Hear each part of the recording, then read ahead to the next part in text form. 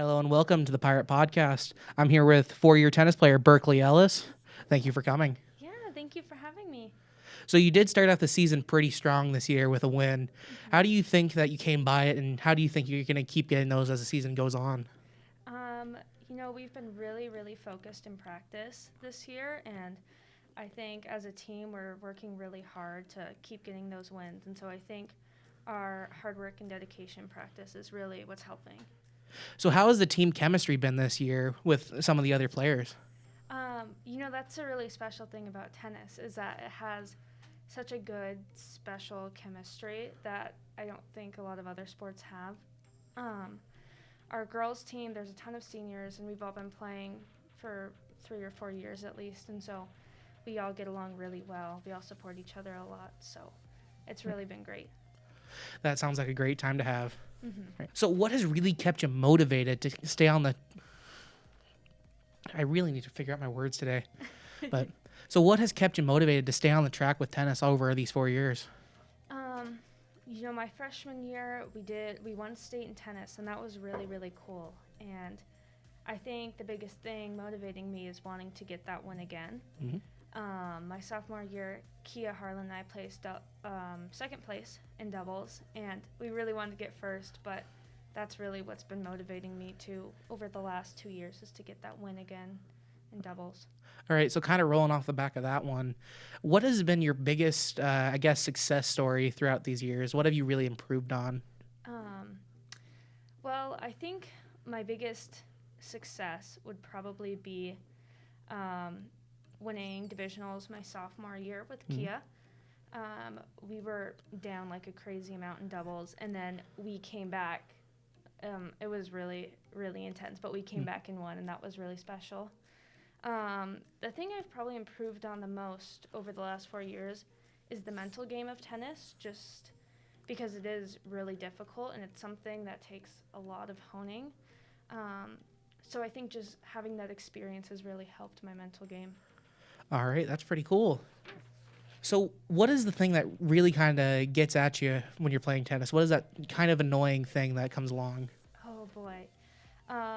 Probably the worst thing for me is when I double fault in serving, because serving is something I struggle with sometimes, and when I double fault, it's that one thing that gets to me. So just to elaborate on that a little bit, a double fault is when you serve and then you hit the net. Mm-hmm. All right. Yeah, pretty much. I can see how that might get a small bit annoying as you get on. It really does. So do you have a favorite professional tennis player or like higher level tennis player? Mm-hmm. So I really enjoy watching Serena Williams. Mm-hmm. I'm sure you've heard of her. She's just absolutely amazing. Such a good tennis player. I really enjoy watching her. I also really enjoy watching Naomi Osaka. And she's from Japan, and she's really good too. They're both really good female tennis players. So what would you say would make a really great tennis player? I guess one like Serena Williams. What do you say would really get you to drive forward to be like her? Well, if you watch Serena Williams, you know that she has a really strong forehand and a really strong serve. So I think that attributes to a lot of her success, and that's what's really her most powerful aspects of her game, so that's why I really enjoy watching her. I think Naomi Osaka has a really strong mental game. I think she stays neutral in a really good way that intimidates her opponents and leads to a lot of her success as well. All right, so being one of the seniors or leaders on the team, you're going into your final season and you're actually already in it.